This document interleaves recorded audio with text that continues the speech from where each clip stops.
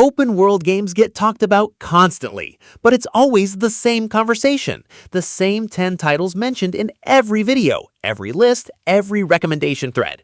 And look, those games are great. Nobody is arguing that. But the open world genre is so much deeper and so much richer than the mainstream conversation ever gives it credit for. Because for every massive blockbuster open world that gets 100 videos made about it, there are 5 incredible, fast, breathtaking open worlds sitting completely under the radar. Games with exploration that rivals the best in the genre. Worlds with their own unique identity, their own atmosphere, their own reasons to get completely lost for hundreds of hours. Games that never got the audience they deserved simply because the algorithm never gave them a shot. Today, we're changing that. These are the best underrated open world games that deserve a place in every gamer's library. Hidden gems that are anything but small. Let's get into it. This reboot got torn apart by critics, and the open world underneath the backlash was never really the problem. The 2022 Saints Row reboot launched into heavy criticism, much of it aimed at technical performance issues at release. Underneath that backlash was Santo Ileso, a genuinely well-built fictional southwestern city, with deep customization options for everything from cars to your own criminal empire's businesses. Patches after launch fixed a lot of the technical complaints, but the damage to its reputation was already done, and the harsh initial reception buried a lot of legitimate open-world design underneath it. Players who came back later found a more polished, more replayable game than review scores at launch suggested. In 2026, it's a genuinely divisive entry worth revisiting with fresh eyes. Critics hated the story here and completely ignored the fact that you can create your own tornado. Just Cause 4 launched in December 2018 to some of the harshest reviews the series had received, mostly aimed at a forgettable story and weak characters. What got buried under that criticism was an open world built entirely around chaos, a dynamic weather system that lets players trigger tornadoes, sandstorms, and lightning storms mid-mission, combined with a grappling hook and wingsuit combo that turns traversal itself into the main attraction. It's less a narrative game and more a physics playground, and reviewers scoring it like a story-driven title missed what it was actually built for. Sales underperformed as a result. In 2026, it's still one of the most purely fun open worlds to just mess around in. Story be damned. This has one of the biggest maps Far Cry ever built, and franchise fatigue buried it anyway. Far Cry 6 launched in October 2021 with a sprawling Cuba-inspired island nation called Yara, packed with guerrilla warfare, a genuine revolution storyline, and a companion system that let players recruit a fully weaponized rooster into their resistance. Reviews were solid, but noticeably more muted than earlier entries, largely because the series had released so many similar open worlds back-to-back that critics and players alike were simply tired of the formula by the time this one arrived. That fatigue wasn't really about this specific game's quality, and players who came back after a break found one of the most detailed and replayable maps in the whole series. In 2026, it's often cited as the most underrated entry in the entire Far Cry lineup. This is the first true open-world Star Wars game ever made, and it launched to reviews it didn't fully deserve. Star Wars Outlaws released in August 2024 as Ubisoft's first open-world Star Wars title, letting players roam multiple planets as a scoundrel navigating rival criminal syndicates. Reviews at launch were mixed, criticizing stealth mechanics and an AI companion that didn't always behave as expected. What got overlooked was the atmosphere. Genuinely lived-in cantinas, smuggler dens, and planet hopping that captured the original trilogy's tone better than most Star Wars games before it. Sales came in below Ubisoft's expectations, and updates through 2025 quietly fixed many of the early complaints. Players who return to it now find a far more polished experience than its launch reputation suggests. This became one of the best-selling games ever made, and its open-world design still barely gets talked about. Hogwarts Legacy launched in February 2023 and sold tens of millions of copies within its first year, making it a genuine commercial phenomenon.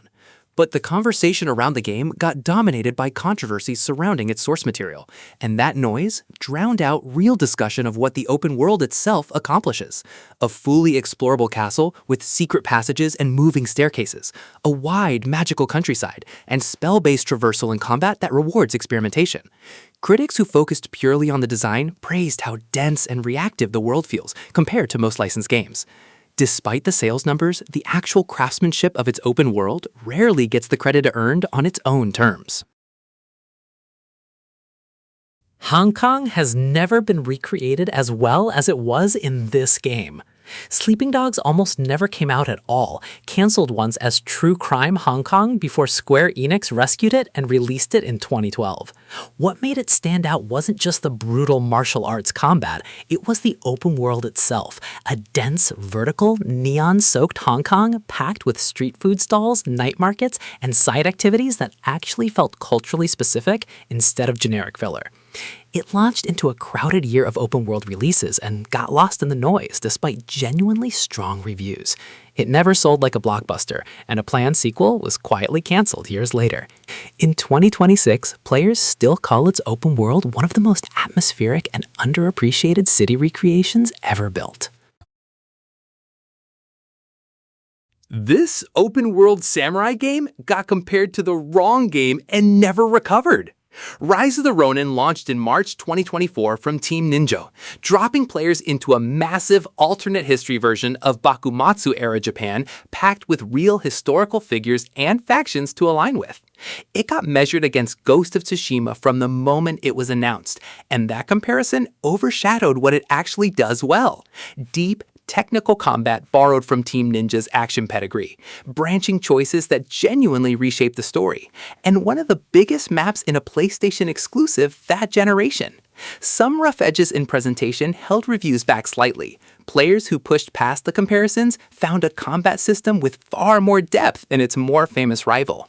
In 2026, it's still one of the most underrated samurai open worlds available.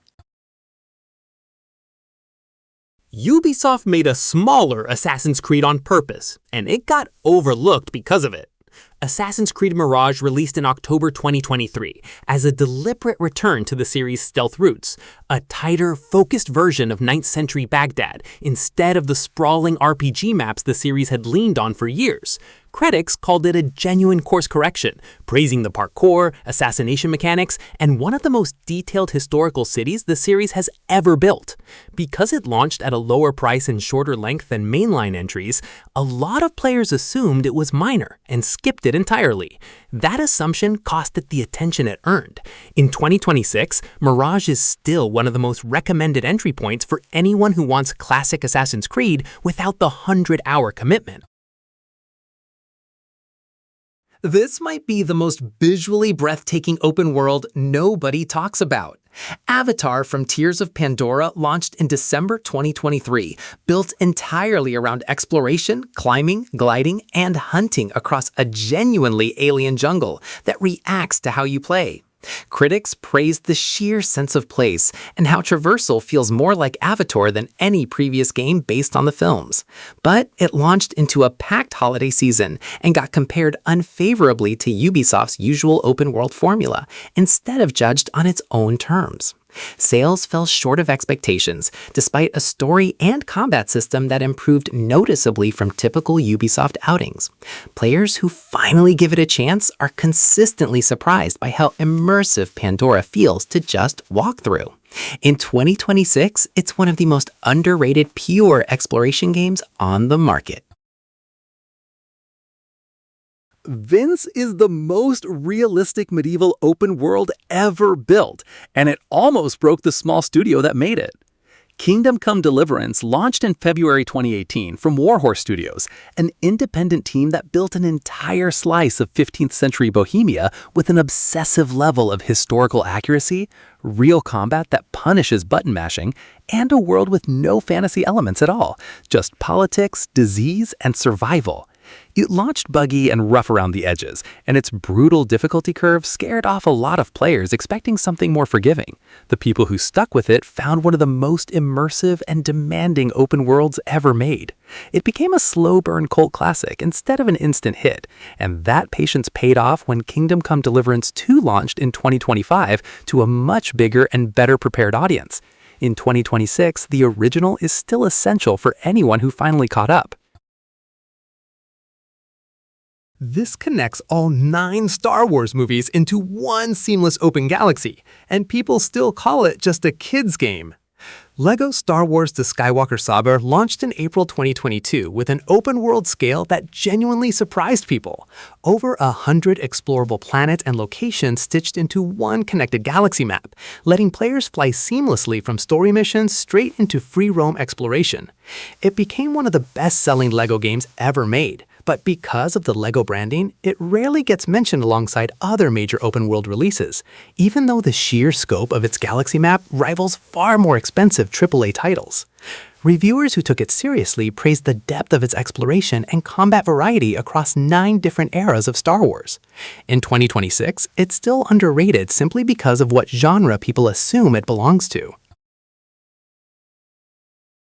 This built one of the most reactive open worlds in any zombie game, and reviewers wrote it off before giving it a chance.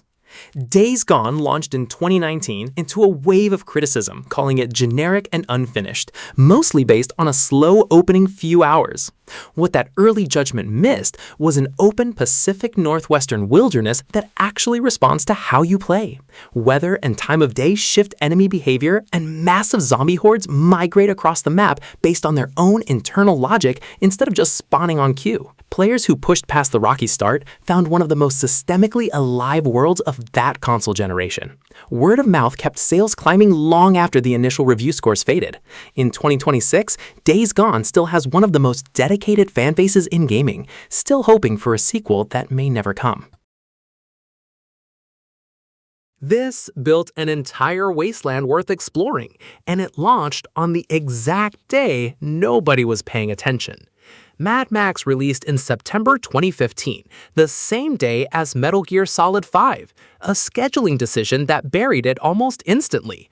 What got lost in that timing was a genuinely dense open-world wasteland, scavenging camps, storm-chasing sequences, and a deep vehicle customization system that let players build out their own war machine piece by piece. Critics who actually reviewed it gave it solid scores, but the conversation that entire week belonged to Kojima's game instead. There was no scandal here, just brutal timing. Years later, players discovering it fresh are consistently surprised by how much genuine open-world content is packed into it. In 2026, it remains one of the most recommended hidden gems for anyone who likes post-apocalyptic exploration. This built one of the most colorful open worlds of its generation and launched into the worst possible month to be noticed.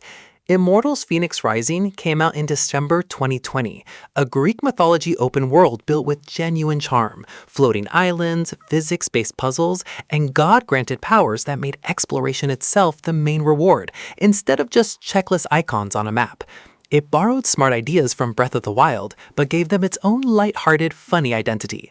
It launched into the single most crowded release month of that entire console generation, competing directly with Cyberpunk 2077 for attention it never had a real chance of winning. Reviews were genuinely strong, but sales stayed modest. Players who eventually tried it kept describing it as one of the most purely fun open worlds they'd played in years.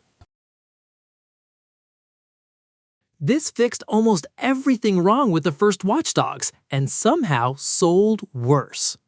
Watch Dogs 2 released in November 2016 with a complete tonal reset, swapping the first game's grim protagonist for a colorful, likable hacker crew, roaming a genuinely vibrant recreation of the San Francisco Bay Area. Critics called it a massive improvement in almost every category: sharper writing, better hacking mechanics, and a world packed with things to actually interact with instead of just collect. Despite the praise, sales came in below Ubisoft's expectations, partly because the first game's reputation had already soured a chunk of the potential audience before this one even launched. It never got the numbers its quality earned. In 2026, it's still one of the most recommended open worlds for anyone who bounced off the original Watch Dogs.